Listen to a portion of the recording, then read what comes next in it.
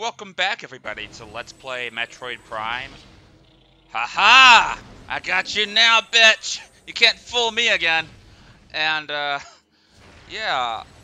Basically, let's go ahead and have ourselves a little talk here. So, this is actually the first video of Metroid Prime I've recorded since, early February. That was when Part 5 was recorded, so I've been a little bit behind on editing, I won't lie.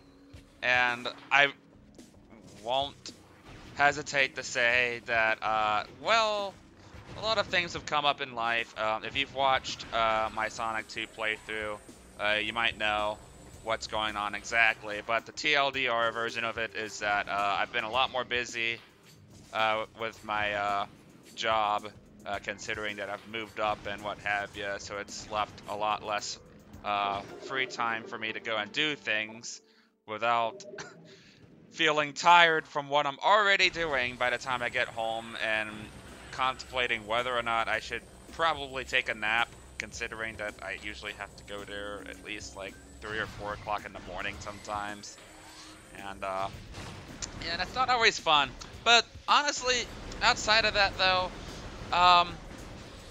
I've also just been kind of giving my commentary a breather on Metroid for a little bit, because after a certain point in time, like, I started getting a little bit burnt out on Metroid.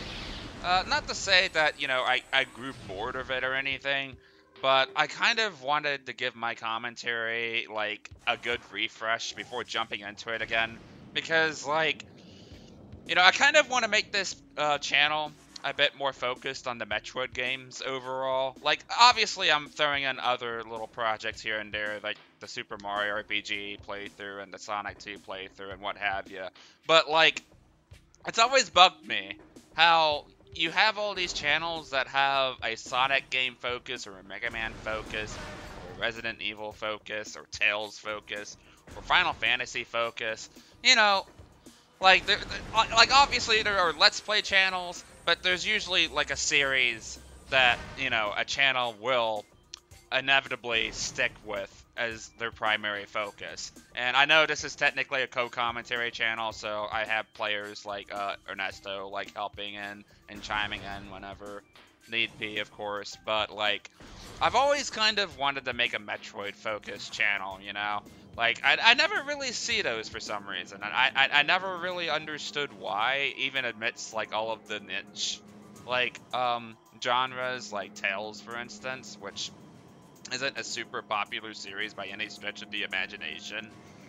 And, I don't know, like, I feel like Metroid is, like, that kind of series where I always kind of wanted to go back through and, you know, not only have my 2 cents on as far as, like, my experience with the games go, but, you know, to deliver the commentary experience and, you know, the critique / analytical viewpoint of these games that they properly deserve. Which, you know, my execution may be off at points, I know. Like, sometimes something that could be analytical turns into a rambling mess, and it's still something I'm very much working on. So that's why, you know, when you see me do Metroid playthroughs, even as far as, like, the Super Metroid playthrough is concerned, which is why that playthrough probably took me the longest to do, but it also ended up being my favorite playthrough on the channel without question. And, you know, given that Metroid Prime is one of my favorite games of the entire franchise, I want to give this game the respect it deserves, damn it.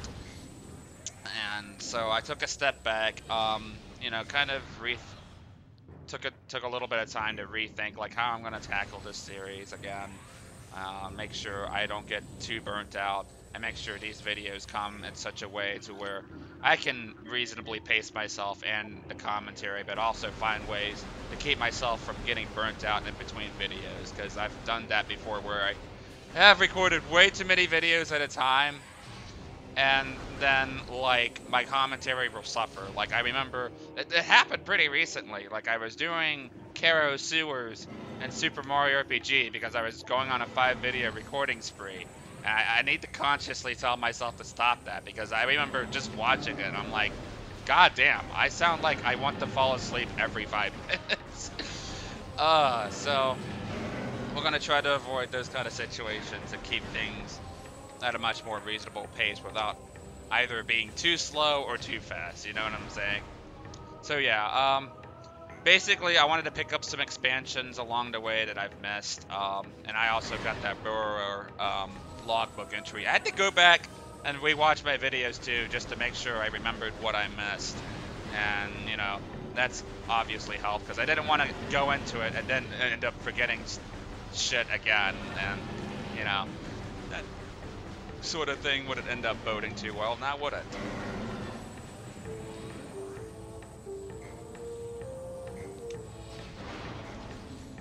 Alright, so yeah, at some point or another we definitely had to go through Magmor Caverns anyway. We could have taken the other path back, but obviously I would have missed out on expansions, and all of that explanation I just did past 5 minutes would have been for naught, huh?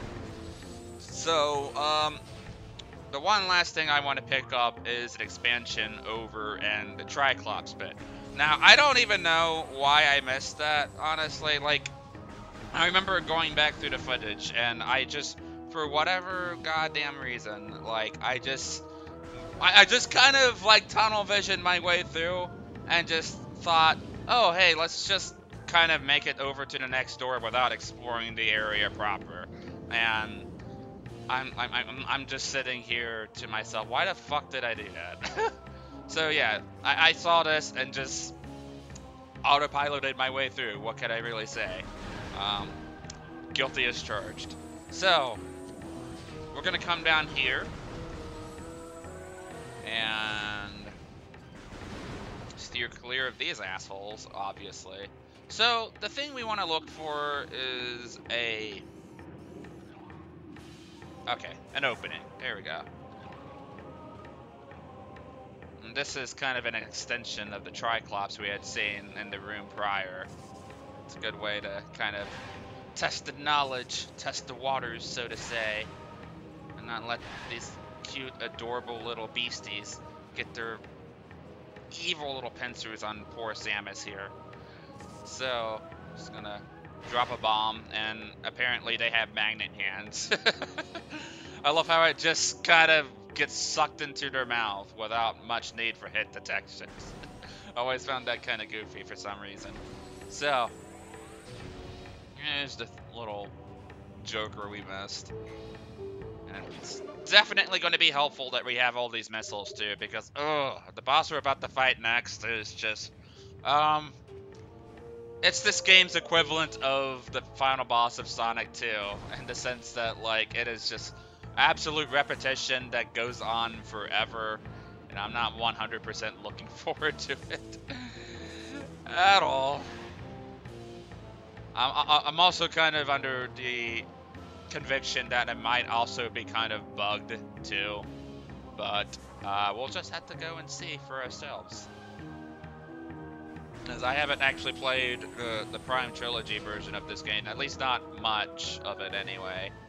I've only sampled a little bit of it, so, you know, obviously, like, I could make this playthrough into let's compare and contrast, like, differences between the two versions, but I don't really have enough experience and, you know, the Prime Trilogy to really say for sure. Like, these are the versions of the games I grew up with. Like, I wasn't like most other people where, like, obviously I didn't get into the Prime games until the Prime Trilogy came out. Like, I'm at an old enough age to where, like, these games just kind of came out for me at the right place and time. So I was able to experience these games firsthand when they came out. And by the time the Prime Trilogy version, you know, came out, I had already owned all three of the games. So I thought to myself, what's the point? But there are little nuances, obviously.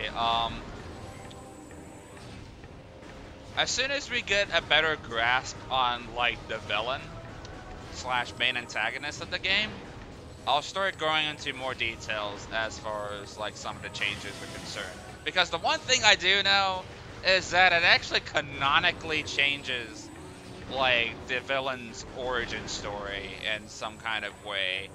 And I'm definitely going to have to put in some more research on that when that time arises. And, I guess it kind of makes sense when you think about it, considering the events of Prime 3 and how it views Phazon and the source of it and what have you. It's kind of a shame that they didn't necessarily think about all of this in advance all the way through. So... Wait, you guys weren't supposed to know about Phazon yet? Shit! Whatever. This game is almost 20 years old. Like, god damn it. And it's the best-selling game in this series, too. I'm pretty sure most people would already know about this by now. So, Oh, right, we can come up here now. Okay. Yeah, because we got the space jump boots in the last video. Derp. And we got ourselves a spinner device. These things are everywhere. You basically put your morph ball into it, you use the boost ball, and you can do all sorts of things with it. And I don't know what it is about the Metroid Prime series as a whole. I guess it's because they thought of the boost ball as their own little creation that, like, they feel the need to place these things everywhere like it's a goddamn fetish or something. I don't get the deal with that, but whatever. So, I'm gonna just go ahead and jump into this thing, mash the B button, and then it'll take us somewhere special. I think it would have been best for me to wait till we get the power bombs to do this, but fuck it. I'm already here. Might as well do it, I guess. So that there is our second Choser artifact, and yeah, okay, so there is definitely something we can break with the use of power bombs later down the road. But yeah, we got 2 Choser artifacts now. The second of the 12. So I guess in a way we were meant to get this on the way back. Because I'm pretty sure they're ordered by like the process of which you get them, like dependent on like where you're at in the game and what have you. And that's the nice thing about Metroid Prime is that like for most of the upgrades, or not most of the upgrades, but for most of the Choser artifacts, you can get a lot of them as you go. You just kind of need to know where they're at and like all the specifics as far as like how to get them. I'm pretty sure there's only really like 4 in the whole game where you absolutely need the game's last upgrade before you actually end up going and getting you know, those set Choser artifacts. So yeah, that's one benefit this game definitely has over, you know, Prime 2 for sure. Is that like you don't have, like, by the time the end game collectathon happens, you can already have most of it done, whereas Prime 2, on the other hand, isn't quite as, I thought I killed you guys. This isn't Mega Man, go fuck off. It's not quite as, forgiving, to say the least. I should have done the speedrunner strat where I boost ball into the door and then place a power bomb and then get out of morph ball. That's like the optimal strategy for going through those doors, I've noticed.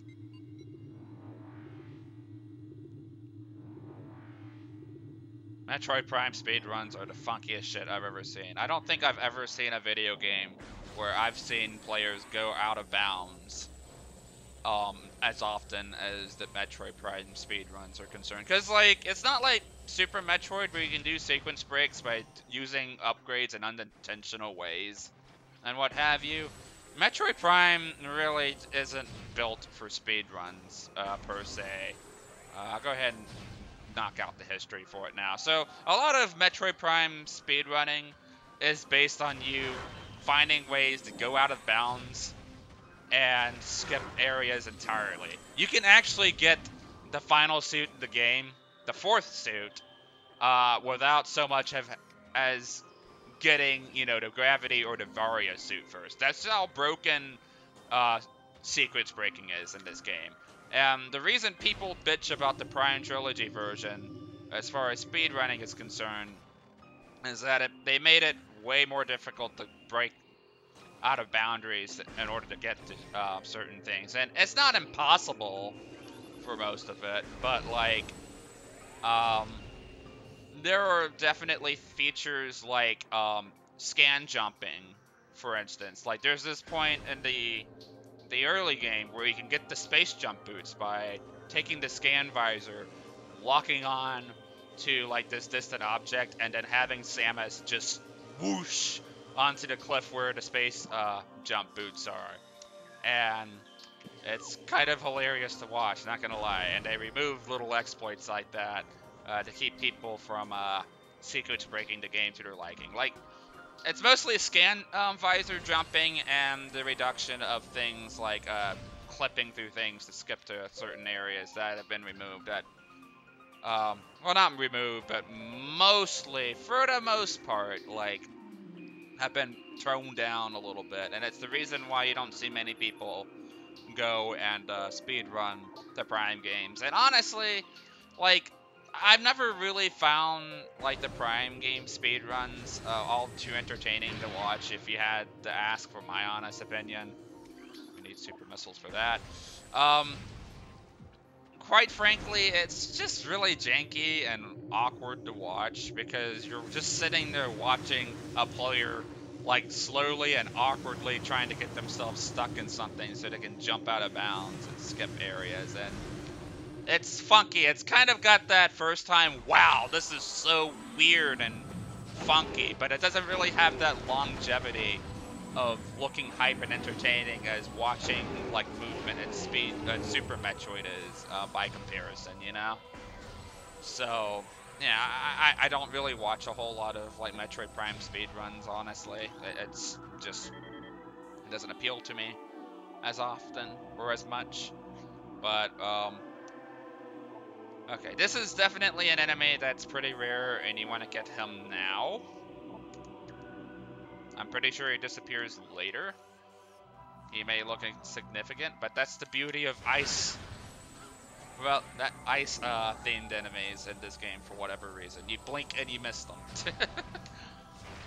But yeah, that is Metroid Prime speedrunning in a nutshell. And this is not only... I want to go ahead and just save this for, you know, this playthrough and not have to worry about, you know, talking about it too in depth for the other Prime playthroughs, because honestly, that is, you know, not just Metroid Prime 1 speedrunning in a nutshell.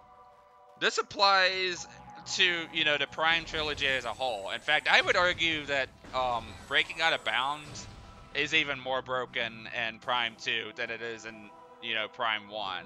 All things, because, like, you can get the power bombs, like, before the missile launcher. It's, like, fucking crazy as shit. So, anywho, we're coming through here, now that we have the space jump boots in order to get our next upgrade.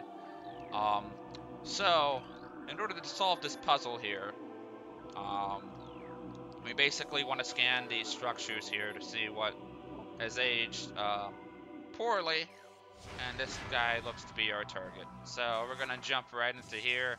I remember doing this puzzle as a kid, and I have no idea why I was stuck on it for so long. It's literally just kind of like a point-and-click simulator. And, like, the puzzle's done. Like, there's not much to it. Like, goddamn, Ken, you're a fucking retard. So,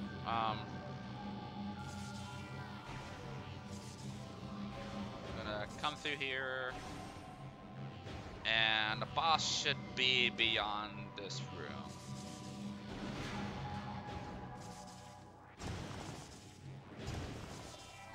I hate how this block respawns every time you pop through here. It's so annoying! It just wastes time! Time's a ticking! I wonder if you can actually boost through that before it drops. I wonder if that's actually possible. It could be. Like, I know the general specifics of, like, you know, a Metroid Prime speedrun, but I've never, like, sat down and watched all of it. I just kind of know most of the general stuff. But, of course, our upgrade is not going to be taken without a fight. This is looking mighty reminiscent of the plated beetle fight way back in Chozo Ruins. Oh man, those missile exploits are helping. What did I get? Oh, hi there. I didn't even see you spawn, buddy bud.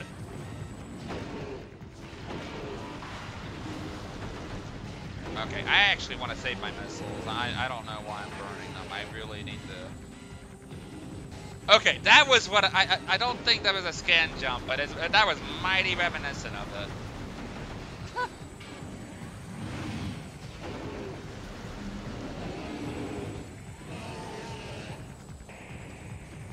But yeah, I think what they did to remove the exploit is that you can't really, like, strafe jump around like an object you're trying to scan anymore, basically, like what I'm doing now. Alright. Time for like one of the most agonizing boss fights ever. And it's not difficult, but man, is it just so long and annoying and ugh. So this here is the Mama Shikoth, the big girl, supreme predator of Phendrana Drifts. Oh, no kidding, I'd be terrified of that thing. So, she got that poor stamina. My ass. Concussive blast. Sort of recklessly aggressive. Okay.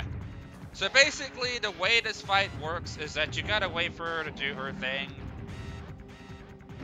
When is she gonna do her thing? And then after that, you actually want to... Okay, so, the reason I got off the lock is that the lock-on happens to stay on her mouth, but it doesn't stay on her weak point. So, what this means is that... Okay, so... Okay, I missed. You don't want to shoot square in the mouth. You want to hit her in the gills. But the problem with that is that you can only really use missiles to put on damage.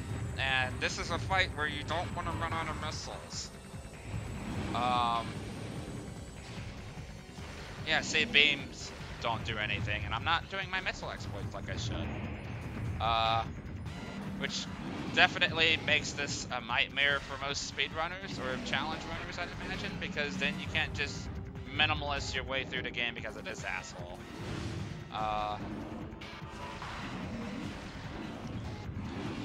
And yeah, it's a lather, rinse, repeat sort of thing. You just gotta watch her do that and then shoot her in the gills. But you gotta, like, you can't stay locked onto it, otherwise it's gonna shoot her square in the mouth and you won't do anything. And I swear, I don't know why it doesn't adjust itself to, like, you know, changing to the weak spot, because that's usually what most other boss fights do once you have it exposed. But this seems to be, like, the weird exception to the rule. For some reason, I don't even know why. And, yeah, it's kind of a chore in practice, honestly. You just gotta wait for her to do her thing, know, like, her threat zone, know how to stay out of it. I was hoping to get a third missile in, but I'm getting a little bit impatient.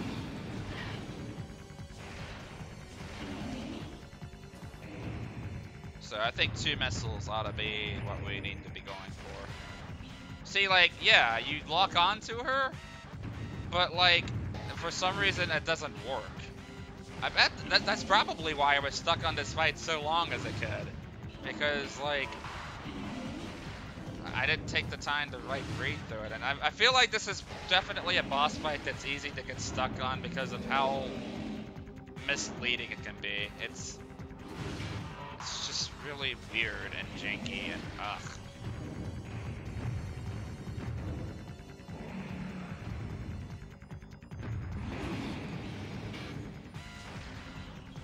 Wow, I missed that.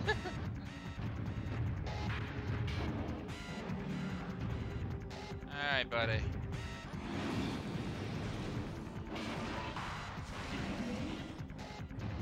Okay, maybe I could have thrown in a third missile there. Come on. Alright. Yeah! Let's go, Ken.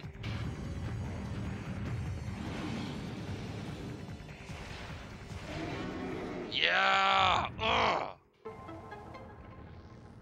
I'm celebrating over a boring boss. Where have my standards gone?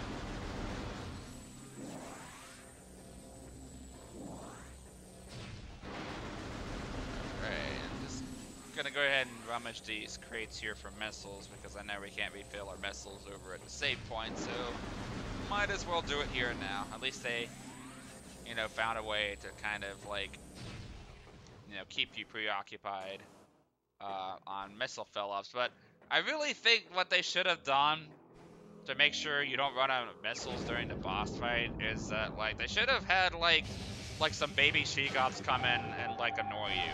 Like, I know, you know, something like that would actually be really aggravating in practice, but you know, considering that the boss fight isn't very involved in the first place, I feel like something that like that would have easily had made the boss fight a lot more enjoyable, I find. So anywho, we got the wave beam, and beams work a lot differently in this game as opposed to the previous 2D Metroid games of which we have played so far. So, in this game, you don't really stack beams. Rather, beams are their own separate upgrades that you can switch to and from on a dime, meaning you can't really stack a wave beam on top of a plasma beam and so forth. Oh god. Okay, wow, the ice parasites really do disappear after this point. Glad we got that taken care of. So yeah, I can kind of see why they did something like this. They kind of wanted to mimic shooters at the time, where you switched between weapons constantly, and they were like, wait a second, Samus doesn't really do that outside of missiles. How can we extend that to its arsenal? Oh, let's do that for the beams too. And I think for the most part it worked out. It's just a problem I find is the balancing of said beams can be pulled into question a little bit, which is something I feel like Prime 2 admittedly handles better. Yeah, I said Prime 2 does it better. Come at me, jerks. So I'm gonna be going into depth as to what I think about the wave beam overall in the next part. So I will see you guys then. Ciao.